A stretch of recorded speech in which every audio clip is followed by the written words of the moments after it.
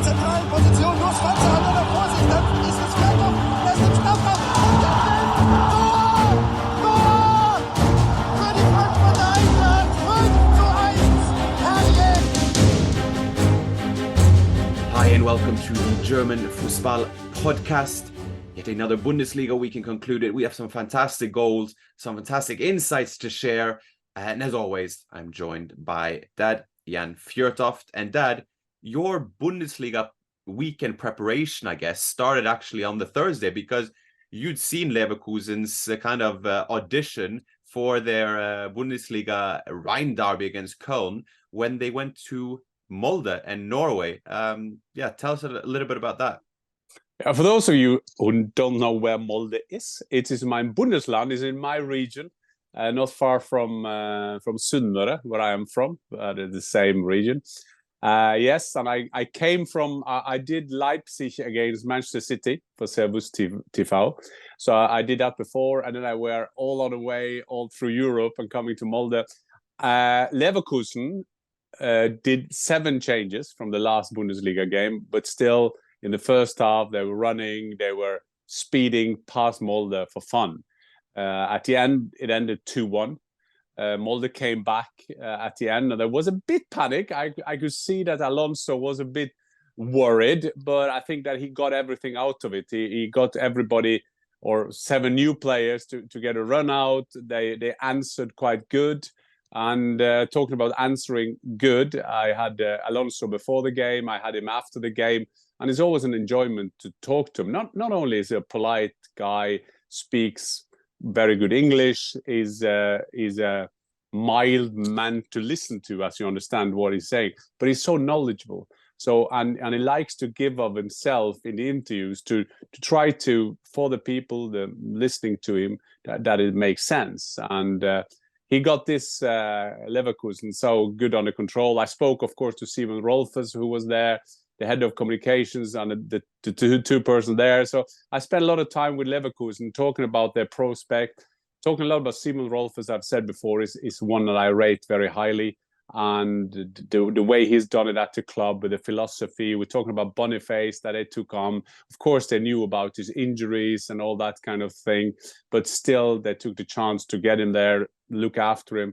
And he scored in this derby. And then I went on Sunday, I did City, Arsenal. That was, of course, interesting game. Not very entertaining, but I guess for you, Markus, as an Arsenal supporter, when Arteta put substitutes on, they were involved in everything.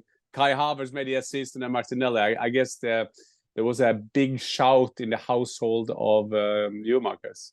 Absolutely. A little Leverkusen thread there with Havertz as well, who I think you and I have sympathy for, and we also recognize how good he actually is because we remember him from the Bundesliga, that, I mean, as a 17-year-old leading that Leverkusen team.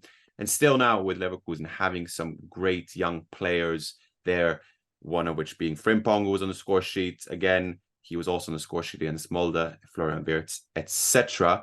A quick summary from me. I went to the Luton-Tottenham game. Yes. What was that like? Because that is there is a tiny Luton. I've played at Kenilworth Road back in the days when they didn't have a stand. They just have a verandas on the sideline. That has been changed, but it's still back to the basic, isn't it, Markus? Very much back to the basic. I mean, it's not shocking to me to be part of that same as see football we played there, because I played in stadiums like this when I played in Scotland. But the fact that you have that within the context of a Premier League setting is, of course, funny. But I find it refreshing, in a lot of the criticism of the Premier League contra the Bundesliga, etc., is being that kind of authenticity has gone away, and with increased ticket prices and what type of fans attend, and then you come there and you're back to like when you played, like back in the 90s, and you go to the game and it feels like you're at an English football game, for better or worse. So that was a unique experience, especially as I was in the away section. I know, enemy territory, but even still, it was an experience. And you go up those stairs and you look straight into someone's back garden. So I think you have to share that video. I saw that video when we met, Markus, in the weekend. I think you have to share that video. Maybe putting out here on a short video. Yeah, for those who see our video, they will see this while we talk over it. But it was funny. It was an experience, a fantastic experience. But that if we look onto the Bundesliga, we spoke about Leverkusen. We started with Leverkusen. Let's just talk briefly about them and their dominance in the derby against Cologne. A struggling Cologne, by the way, but Victor Boniface on the score sheet. Hoffmann on the score sheet, third consecutive game, Bundesliga game, never done before in his Bundesliga career, the 31-year-old. He scores. There is an optimism going about Leverkusen, and the more games that go, Dad, there seems to be a bigger legitimacy as to them actually fighting for the title, even though they got that unfair or not label of being kind of second best following that defining season in the early 2000s. Yeah, they hate to hear that. Leverkusen, after as you were saying, they're losing the Champions League final. I guess Real Madrid always will be remembered for Zinedine Zidane's fantastic goal. Then they lost it Unterhaching, and Bayern, of course, champions again. And then they lose in the cup final that year. But what is interesting is when we summary of this weekend as well, is that you say that the main challengers to Bayern will be Dortmund, Leipzig, and Leverkusen. Dortmund somehow, and we went through that last episode, saying that Dortmund maybe not getting the credit because they somehow they're behind, but then they're somehow winning. And when you see the home record, I mean, fantastic. They only won against Mainz when they had to win, of course, but that is another thing. They're still up there. Leipzig, of course, we come back to that game, and 0-0 against Bochum. So the only stability show now is actually Leverkusen. When I met Alonso in Molde, that was on the day 1 year since he came into the job. Remember, he came in, we forget so quick in football, but he came in to save them. And at that time, he had to use a kind of system to just get points. What do I mean with that? You can't think so much of your philosophy, how you want to play. You have the players you're having, and you just have to get enough points. Now you can see the way they bought in the summer, getting balance in there with Hoffmann and Xhaka and Boniface. I mean, that is revelation. That we said that before, but with Hoffmann and Xhaka, you get that balance in the team, and that balance in the team is so important with every team in the world, and one of the main things for any manager. So Alonso, wow, a future ahead that is unbelievable. And I think we can see down the road that Bayern soon will start having a bit go-ish at Leverkusen. That they love to do that. They will probably make them the main challenger. Although I think Alonso, first of all, he played at Bayern, of course, but he will know that tactic. But so far, looking very solid. And even in the game against Bayern, I mean, yes, there was a particular game that they have kind of 20 minutes each. So, but still, they managed a 2-2 at Allianz Arena. I was at that game, and they're just showing that they're steady Eddie. And today, there could be a trap. They've been to Molde, coming home on Friday, playing a rival that was desperate for points, and they're winning 3-0. And Frimpong, Hoffmann, Boniface scoring, that sums up their season. Yeah, and you alluded to there that in terms of the balance that they have, Leverkusen's always been this young team with plenty of promise, great on the counter, but vulnerable at the back. But what I really like about Alonso is that there is and I mean this with a positive connotation, is that there's a pragmatism about him, in the sense that, yes, we will control games, but we'll also win by any means necessary type scenario, in which it doesn't always have to be super idealistic in that sense. And I think also bringing in, yes, you got a Boniface, but you bring in, like you say, a Xhaka and a Hoffmann who provides that balance, a Hoffmann for a Frimpong, and Xhaka there as the leader he is. And we see it now. Leverkusen have never had a better start to this season. 19 points out of 21, 23 goals scored. Never been done before in club history. So if there's any season that we can talk warmly of Leverkusen and their chance of the title, it is now. If we go on forward to the other title challengers, we had a Bayern, another 3-0 result, that a very dominant display as Coman scored 2 and a Leroy Sané, who I love to see. And there's this goal that got called off for offside, barely, in that game as well, where Sané just shows what he's best at now, takes men on and finishes. And it was unfortunate for it to be called off. But Bayern, another solid performance at home against Freiburg. They got so many potential match winners in that team. Kane didn't score this weekend. Coman just say, "Oh, I'm still here. I'm scoring goals for fun. You know that. I can always have decisive goals for you." And Leroy Sané, I mean, he will be the candidate to the player of the season so far in Germany. And they get a bit worried now because he's just 1.5 years left on his contract. So Christoph Freund said this week, "What will we have to start talking to him?" Bild Zeitung got stories about him settling very well with his family and all that kind of thing.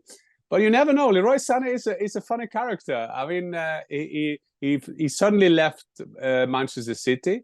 I think that was not a good thing for Manchester City. He would 100% been a very vital player for them because he is a Pep kind of player who can play more or less everywhere in that midfield. But Leroy Sané is taking great steps, winning 3-0.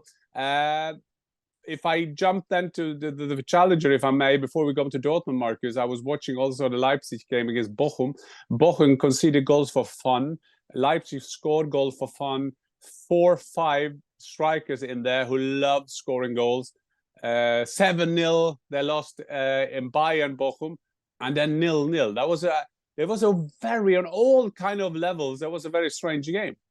Yeah, very strange indeed. And I'll go back to Riemann, the Bochum goalkeeper, whose stats are incredible when it comes to penalties, but I will leave that till later. But yeah, he saved two. He saved two. He saved two goals. Simons and Forsberg. Forsberg, who came on, who is a good penalty taker. So every Leipzig fan will think, "Oh, thank God we have Emil Forsberg, the Swede, on the pitch," and he missed as well. And it was unbelievable that they couldn't score with Sesko, Werner, Paulsen, Forsberg, Simons. I mean, and I probably forgot a couple. So that was after a okay display against Manchester City in the Champions League, but it was one of those when City with Rodri, they didn't have Rodri against Arsenal, with Rodri just went there and won 3-1. Nobody cared, just nearly, do we have to shower? And then you saw there was a bit space between Leipzig or the Bundesliga and the top of the Premier League in terms of Leipzig. So that was a very disappointing. That is two points that will cost them dearly, I think, coming at the end of the season. And maybe that is the criticism of Leipzig. That is that they have fantastic skill in that team and they have an incredible way of playing, but that maybe that final element to it, even killing off that game against Bayern when they led 2-0 at home and then Bayern coming back, yes, showing quality, but Bayern were very poor in that first half, and killing off that as well, maybe that final push. Yeah, but still, I would say that when you see the players who left Leipzig in the summer, Marco Rose's number as a coach there is fantastic. So I would say that this is the big drawback, because the game when you play Bayern, yes, would Bayern been 2-0 up, they would have taken it over the line. Leipzig is not that far yet, but still that was a good game played by them. But you beat Bochum at home, you have to win. That is the only thing that is you have to guarantee you winning those kind of games. And when we have 3 challenges now, you can't miss points because then you will be a bit behind. I think they've got 14 points now. They're 5 points after Leverkusen. So now that was a lost point for Leipzig. Last points. And then you have a team like Dortmund who haven't convinced this season who trail Union Berlin. Füllkrug take them up in the lead, but then a Gosens header that went by Füllkrug, I believe, and then a Bonucci penalty after. I sympathize with Hummels because, again, he makes a penalty there again after last match day as well. But yeah, it's one that was where he puts his foot out and Beku kicks it and kind of kicks it into his studs. And it is a penalty. Bonucci scores. And then Dortmund, their second half outing, one of their better performances of the season. And what is significant, I mentioned Hummels. He now has got 207 wins for Dortmund in the Bundesliga. So that takes him past Mikael Zorc for the record, the club record, which also needs to be talked about. I mean, we've talked about Hummels. He's now been rewarded with the Germany selection as well. But also in terms of the old timers, we also have a Marco Reus who took away he said, "I'm not going to be captain anymore. I'm going to give way." And whatever way you see that, I'd be curious to hear what you think of that. But then kind of rejuvenated himself, is now back into the fold and playing that 10 and is leading Dortmund from the front. Yeah, Royce, I've said it 100 times, one of my all-time German favorites of his generation.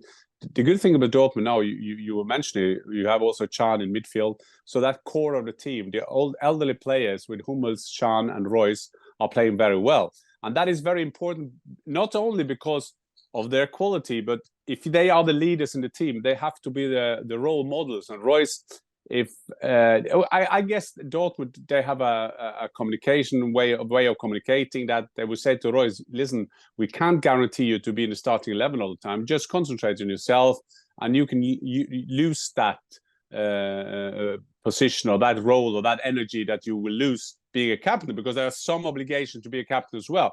But Royce is fantastic, and there was some good goals. Schlotterbeck scoring that goal. I'm not sure about the goalkeeper, but I don't. Why should I kill a darling?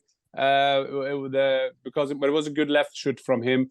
They turn it around, playing the yellow wall, everything okay. And our man Ryerson scored his second consecutive game. Bit lucky about the deflection, but you need a luck when you're there. And I think it's, again, Ryerson, I complimented him last time, but the attitude he got of his career, the attitude, taking his position at the club. He used to play for Union Berlin. He just had a small kind of celebration. And I think that Union, Bonucci, I mean, that was a blast from the past, taking the penalty. But still, Union Berlin are struggling because they are losing games. They are 7 losses in a row, that in all competitions. 7 losses, 5 in the Bundesliga. And you're into that thing in Champions League as well. But in the last minute, you're losing, and then in Real Madrid, you could have taken a point. And of course, Bellingham somehow came from another planet, and he came in there. So that is. But I'll just say, I don't go into this big VAR thing. I think there's been enough said. It seems that everybody now think they have to be against VAR. But there was a Stuttgart got a goal not given with Klar, and then Füllkrug didn't get a goal, also with VAR, and there was a penalty situation where you was mentioning with Hummels that it took ages. And I think that is the main thing against VAR. I am for everything that can make things fairer. But it need to go quicker. It took ages to sort that out, and somehow that didn't function. Some way in Champions League, VAR always produce. There must be something they do. Hopefully, they can get their heads together and sort that out, because that just slow everything down. I'll leave it to like you said. There's enough conversations. Yeah. So we're not gonna indulge in that. This is not the podcast for you. If you want to indulge in the VR controversy, we have other things to discuss. But yes, just to leave it with Dortmund. You did mention Emre Can there. Edin Terzic, say a lot about him. He named Emre Can captain ahead of the season. He's been dropped the last few games, and that takes a bit of balls, I'd say, as a coach, because you risk it maybe bringing a bit of imbalance to the team in terms of leadership qualities, whatnot. But then you bring someone in, Marco Reus. Is that a way to kind of mitigate that, etc.? And talking about holding midfielders, I mean, Union Berlin, I think they see now also the significance of a Khedira, who has not been available for them at the start of the season, who brings an experience and a stability to him, and his numbers back that up in terms of how he performed last season. And there was a bit of talk about why he wasn't selected for the Germany World Cup squad. Dad, if we proceed to another top team, we'd love to see them at the top for as long as possible, because it is refreshing. It is Stuttgart against Wolfsburg. Wolfsburg take the lead, but another Guirassy hat-trick. That hat-trick season better Lewandowski's record at the same point of this season that Lewandowski set in 2 different seasons. I mean, what is there to say? Can we predict that Stuttgart will be towards the very end? We don't know if Guirassy maybe will stay the entire season. Who knows? In this form, and they got the African Cup of Nations and what have you. But wow, exciting, isn't it? Absolutely, and I guess he just shows you the rule. When you start scoring, when you get your confidence, you feel that just give me another game, something will happen. And I think it was the third goal. when the ball was going in and around, and suddenly he will have him just in front of him and get his hat trick. Impressive with Stuttgart. Stuttgart being an old top club back in the days with Matthias Sammer being there, winning the Bundesliga. But Guirassy is up there. Guirassy will, of course, there will be a lot of interest in him. I was studying, as we both have. He's born in I think he's born in France, but he's Guinea. He's playing for them in the national team. He's 27. The funny thing now is that now we start with all this thing that he was linked to, but we couldn't get him. The last thing was Everton. Oh, I'm so sick of this. Yeah. We should have signed him, because if I was a coach, I would get 10 best players in the world and I will give it to the club. These are the players I want. How difficult is that? And then afterwards you say, well, I was interested in this one. I was interested in that one. Of course you were. That is a wish list everybody can do. But Guirassy, of course, he will be, the eyes will be on him now. Will Stuttgart be there all over this? Well, I think they will. No, I can't see them getting a Champions League position, but in and around there somewhere, there is a vacant position now with Union gone. That's what I'm about to say. Like, why if Freiburg and Union aren't performing as they have, there, like you say, there is a vacancy there, at least for European spots, isn't there? Yes, and you may say Hoffenheim has been also flirting with that position. Hoffenheim won again. It seemed this week, as a rare fun fact, Marcus, there was so many games. I think it was in Champions League. There were 4 or 5 games, 2-3. And then Hoffenheim was 2-3 as well. So there was a 2-3 week, but a good win for Hoffenheim, winning in Bremen as well. That was one for them. And I can see Stuttgart being up there because you got a culture. There is a region that got money. There is a way of thinking that they're thinking big. This is, I said it before, this is a Mercedes-Benz country. And Mercedes-Benz are not happy to be way down the table, but it's so great to always have another teams or new teams up there challenging Bayern. Yeah, and if Union and Freiburg are anything to go by, it wouldn't be the most surprising. Like you say, you mentioned the infrastructure of Stuttgart. There should be, I mean, one, it should be an inspiration for clubs, but B, or two, the feasibility of it, right? And we've hoped to see Eintracht Frankfurt do that as well, because they have an infrastructure there in place to push on. And now you saw Furish. He got called up to the Germany national team, rewarded for his great start at Stuttgart. You mentioned Bremen, Hoffenheim there. Bremen equalized in the 90th minute, and then Bülter scored in the 94th, 95th minute. Leverkusen Bremen a bit under pressure. Ole Werner extended his contract in the summer, but now he got 17 goals against in 7 games. That's more than 2 goals a game in the Bundesliga so far. So to watch out. If we account for the teams in the lower half as well, we had Gladbach and Mainz. We had a Joe Scally wonder goal for Gladbach, the American, but we also had a wonder goal from Mainz as well, which was great to see. That was Gruda. I was working in the studio on Saturdays. I watch all the games. So in my notes says 24th minute, 1-1, Gruda, wow. So just to remind me how good that goal was. And then we had, of course, Frankfurt was winning. They have the funniest goal difference in the history. Is it 6-5? 6-5? 6-5 or 7-5 or something of the kind. Yeah, the goals, the team with the least conceded goals. They don't concede goals, and they got to the first win now since the first game of the season, and they needed that because they came from PAOK Saloniki losing there. Kevin Trapp was sent off, and Dino Topmüller changed a bit around, made 3 changes before this game. When you compare with the PAOK Saloniki game. So yes, it was a good win for us, and I still say us, as you can see by the shirt in back of me here. But the good thing is, if you sell Muani, you always know that you will have less goal. You know that. But then Dino Topmüller used to be a striker, got players in, good midfield, Götze, Knauf. I mean, there's a lot of players in there. But then he just stopped conceding goals. And remember how many times we, Marcus, have talked about the center halves of Frankfurt doing silly mistakes. So that was a big problem last year. So it's quite impressive that Dino has managed to stop conceding goals, and then you're up there. You keep yourself away from the for the relegation zone, and you must think that Markus Krösche and the club have a plan to get a new striker in the January window, and then we'll take it from there. Exactly, and just on the topic of the newly promoted teams, Heidenheim lost to Eintracht Frankfurt, and then you have Darmstadt, who I think everyone predicted would go down. Yeah. They found a bit of form, and they won deservedly against Augsburg, 2-1. And if you haven't seen the highlights, there is a Starke, I believe, is the one that, or Skarke, scores the 1-0 goal for Darmstadt. And the preamble to that is that his goal is fantastic. It's a volley, crossbar down, but he gets the ball following it, hitting the crossbar from another volley, which I think would have been goal of the season. If you haven't seen it, it's fantastic. You're thinking, wow, what a strike. And then Skarke scores there, and then they win 2-1.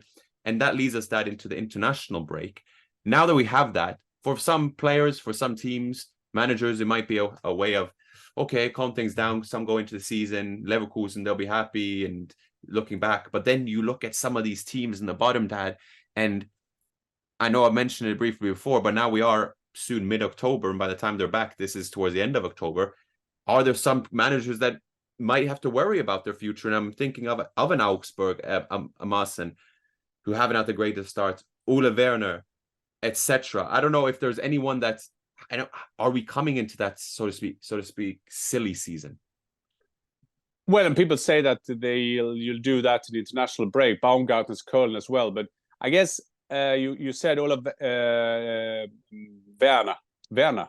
Yeah. Said it right. Werner at Bremen. I think Bremen historically has always tried to be stability. So if they get a coach that is decent, they will try to get a hold of him. So I think he will be okay. Baumgart got enough credit at Köln. I can't see that happen. Augsburg, you never know, but Augsburg also expect to be down there. But it's Stefan Reuter, a great football player at this time, be there for ages at Augsburg. I don't think they will be terrible keen to swap their coach again.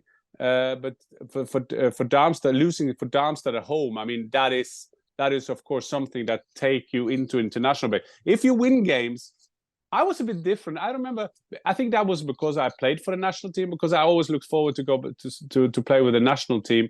So when I was winning, I thought it was great to get into the national team with a good feeling. Other teams would say, well, we're winning, let's get another game. Let's get it straight away because our form is so well. The worst thing is to lose, and then you have 2 weeks without manage to do anything about it and go away. So I think that the fans will say the international break are boring.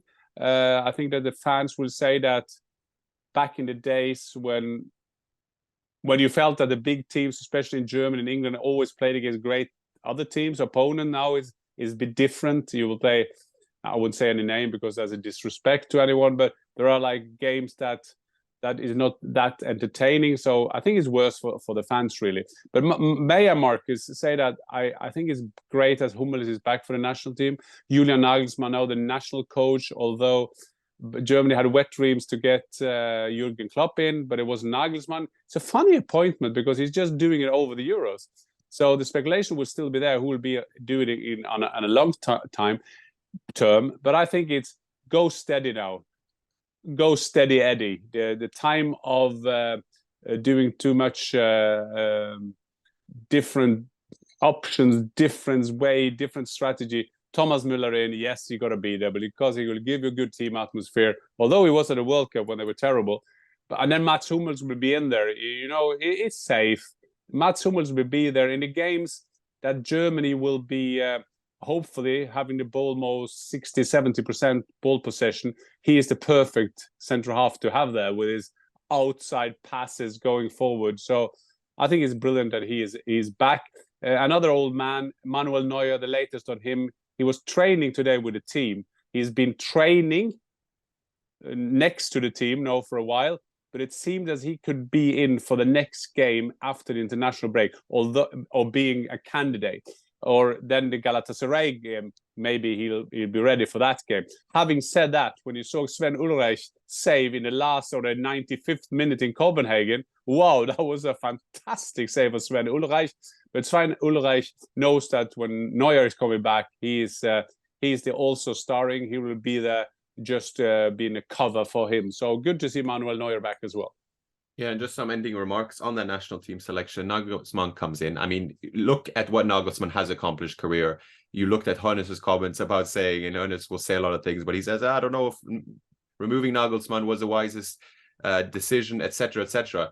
Germany, the facts remain. Germany have a fantastic coach taking over. It's just within the traditional context, you think, oh, national team coaches are older, right? So that's the inexperience, I guess, is what holding back. But Nagelsmann, fantastic coach. And what I like about this selection is he's purely picked it based on form. So you have Schlotterbeck out, and I think you could see a bit in his reaction when he scored that it was an answer to, like, you know, to him being dropped. But he hasn't been all too convincing. Can is out, and Adeyemi is out. You bring Hummels in, who's deserved it through his performances, and then you have the Barons of Union Berlin. You have Gross from Brighton. You have Bayer from Hoffenheim. Germany are desperate for a number 9. They now got Füllkrug, they got Bayer and Behrens, who are fighting to be that number 9 for Germany. I think it creates a competitive environment. I think Germany need that. They need some leaders. I think Hummels can play a role, whether that is through starting, I don't know. But I remember very well, Arsenal fan, mind you, a centre-back, former centre-back. Per Mertesacker the same. He was at the World Cup in 2014 for Germany. Didn't play much, but he was the first there with the water bottles. He was exemplary from the sidelines. My point being is those little things matter in terms of having those personalities in a change room. And I think Hummels should play a role because God knows Germany need that based off their current form. That was my little passionate plea or rant about the German national team. But before we end that, let's go for players or people, I guess, for you in this week of this Bundesliga round. Yeah, I'll just do my segment on the second league. Yes, forgot. Yes, how could I? Yes, I mean, that is a curiosity of our podcast. And we have Hamburger Sportsverein, always delivering. They played now the third newly promoted team, and they couldn't win against Wiesbaden either. 81st minute, 1-0 down. Oh, fighting back. Oh, we're losing against Wiesbaden as we did against Elversberg. But 89th minute, an equalizer. Yeah, we get a point. But let's go for the big one. Push forward. A lot of people forward. Penalty, 98th minute.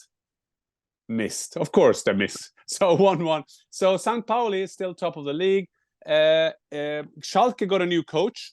They have got, I think there is a Karel Guirassy. He's a Belgium. He was the coach of Union Saint-Gilles, this Belgium club. I think Boniface came from there, didn't he? And they took him on. Now, I think that is a good signing, but he wasn't a coach there. He was free in the market. Something happened. He was coach of the year in Belgium, but they managed to get him. So but Schalke with their interim coach this weekend, Kreutzer, they managed to lose at home, of course. But it was not that, of course, because they lost to Hertha Berlin. So Hertha Berlin winning away from home. So my player of the week is a very, I guess, underestimated player because he's always around, but he's also around a lot of other stars.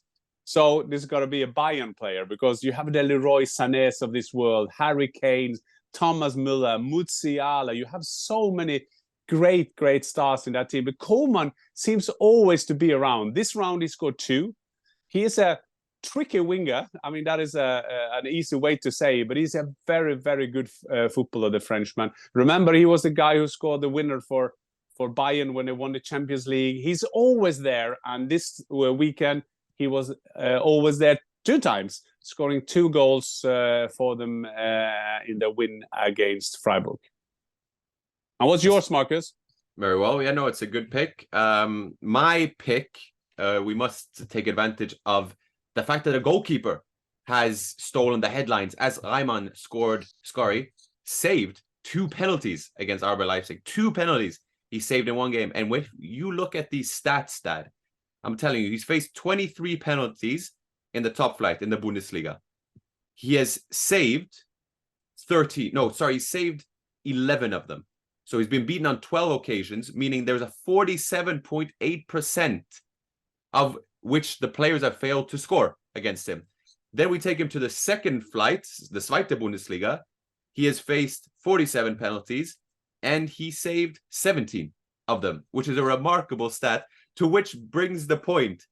Should he be brought into the Germany squad and be that penalty kick specialist if Germany make it to the knockout rounds? Who knows? But even still, fantastic achievement. Gives Bochum a point, a clean sheet away to RB Leipzig. So credit to the goalkeeper for once, who is the player of the week, Riemann. Good pick as well. And of course, don't underestimate those stats. I mean, a Forsberg, Xavi Alonso wouldn't know about that. But Forsberg would, because Forsberg is a specialist on penalties. He would know that kind of stats. It's a brilliant choice of the player of the week. And like you're saying, good to give it to a goalkeeper as well. I mean, we ending up giving it to goal scorers, people who impress us with great goals. So, but I think that he won't have a big chance at the national team. Will be tough. Kevin Trapp. You have Neuer coming back, Ter Stegen, Baumann at Hoffenheim. So it's Leno. There's so many goalkeepers. But ask Van Gaal. Van Gaal would say, I would take the fourth goalkeeper just to save penalties, as he did at the World Cup. So, Markus, on those funny philosophic Van Gaal kind of statements, I think it's time to say goodbye and auf Wiedersehen. Auf Wiedersehen.